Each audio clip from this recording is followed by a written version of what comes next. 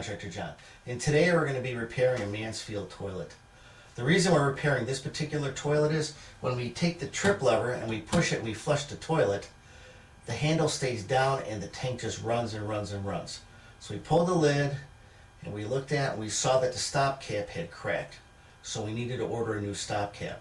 So we did that, and while we're changing that stop cap, we're also going to change the seal at the bottom of the plunger assembly. Let me explain a little bit more here with this repair kit that I have out so you can see a little easier. This piece at the top is called the stop cap, and it screws onto this shaft. And what happens is your trip lever, the handle used to flush the toilet, the arm of that fits in here, and when you flush the toilet it lifts this up and it comes in contact with the stop cap and stops it from going any further up. And what happens then is lifts this plunger up, and the water then from the tank goes down inside here, down out here, and goes into your tank and flushes your toilet. Well, there's also a red rubber gasket right down here. And while we've got everything apart, we're going to be replacing that gasket also.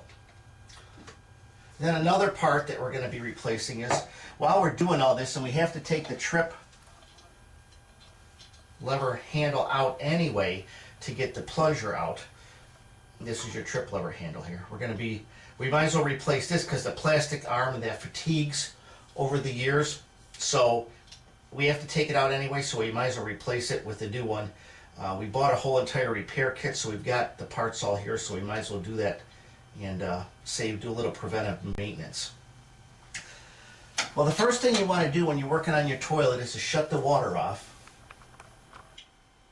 Your water shutoff valve is located either coming out of the wall or up out of the floor. This one comes out of the floor because we're on an outside wall, and as we all know, you don't run water pipes on an outside wall. So this is a quarter turn shutoff valve. We just take it and we turn it off like that. Again, the handle across the pipe means that it's shut off. First thing we want to do is empty the tank, and put your hand here because when this plunger comes up and hits this stop gap, it's going to splash. You're going to get all over the ball. So bring it up, and you can see this plunger came way up above that stop cap, so that's not good. Now hold your handle up, make sure that plunger stays up, and we get as much water out of the tank as we can. And then you can push it back down. Now take out your hose. It pulls right off here, pulls out of here. Set that to the side. Now this part right here is the broken stop cap. So we want to unscrew that thing off of the plunger assembly. So hold the tube itself. Don't just grab the cap and spin it because you might loosen everything up. So hold this tube and then spin that top cap off. And once you get it loose, then you can just take it and turn it off the rest of the way. You can see this one's pretty broken up compared to the new one. You can see it's shattered quite a bit. So now what we have to do here, you can see the lever, trip handle lever is running through here. So we're going to have to take this trip handle off. Now conventionally, when we have threads, the way you remember it is righty-tighty, lefty-loosey. Well, in this instance, on a trip lever handle, the threads are reversed. So it's righty-loosey, lefty-tighty. So it's just kind of backwards here. So you just got to kind of remember that. And the reason being is because you're always flushing in the same motion, and that motion will naturally loosen it up. And I'm talking to you, and I just went the wrong way with it myself. So loosen that nut up, spin that nut off, and remember you're going backwards now. Bring that nut down and start to pull this trip lever handle out, and it's a little tricky to get out of here. You got to pull it out, and then we'll get that out of here and just set that to the side. And now you can take out and pull our plunger assembly out. Now it may hit against the rod here or whatever, so just kind of jiggle a little bit, but be careful you don't move that rod too much and crack any part of the stand, otherwise we're going to have a major repair. So you can see this. Just make sure, rub your finger on here, make sure it's not burred or anything like that. Okay, and we can replace this part also. So down inside the tank here, you'll see there's a red rubber gasket, and I'm going to use this one I have here as a sample. You can see this red rubber gasket here, and it's seated inside a groove here. And as I take it out, you'll see it sits right in that groove right there. And that's the part that allows this plunger to sit on that gasket. You can hear now, and you can see where that gasket is missing. That it sits right on there. So let's reach down in here and let's take that rubber gasket off and then slide it up the shaft and take it out. And you can see by the shape of it, if the camera can catch it here, it's really concaved, it's really worn. I can actually feel a nice groove in it. So even if we weren't replacing that today for the reason that it was leaking, it was going to start leaking shortly, so we're going to replace that too. So take your new gasket, drop it down over that, and then you're going to have to just work to get it back in that groove. And this is a two-handed project, so that's why I showed you with that other piece, so the camera you could see close up what I was doing, because this is kind of tricky. You need both hands down here. Make sure you get that gasket in the groove correctly. And this one's being a little difficult, not bad.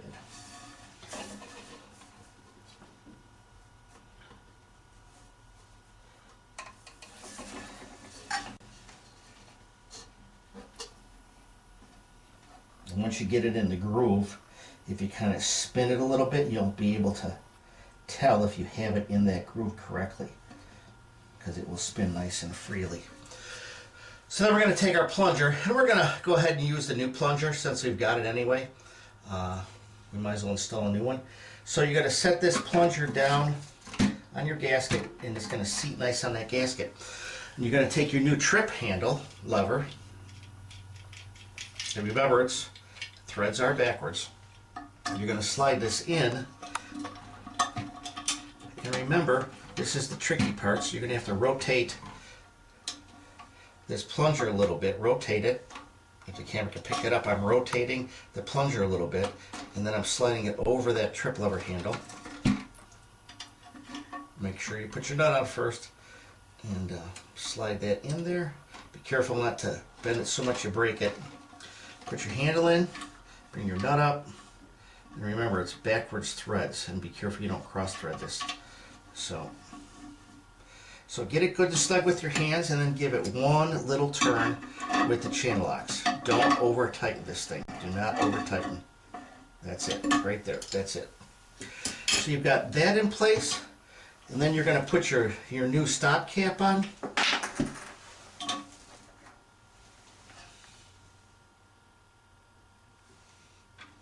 I'm going to screw that right on top.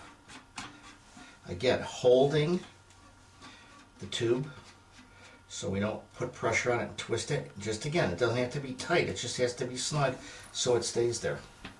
After the stop cap, we've got one more step. We have to install our hose. Take our hose, connect it up on the fill tower, and then take it and insert it down in the center of the stop cap. Slide it down in there. Everything's secure. Make sure you look down your tank, make sure you don't have any broken pieces of that old fill cap, which we do, a couple little pieces here. We're going to pull those out. Put those in the garbage can, and we're good to go. So we're going to turn the water on and fill the tank up. Alright, now our toilet tank is full and we're going to flush it, but first put your hand over here because that plunger will hit that stop cap and splash all over the wall. So we flush, and works perfect. Successfully repaired the Mansfield toilet. If you'll notice while the tank's filling up again, if you'll notice on the back of the tank here, there's a number. It says Mansfield number, and this one's a 160. That's the model number of the toilet. And all the Mansfield ones are stamped on the inside of the tank. That's the model number you want to use to get parts. If you go to my blog at contractorjohn.com and you search Mansfield toilet, there'll be a link there where you can get parts for you to repair your Mansfield toilet. This is Contractor John. If you have any comments or questions, please visit my blog at contractorjohn.com. Have a blessed day.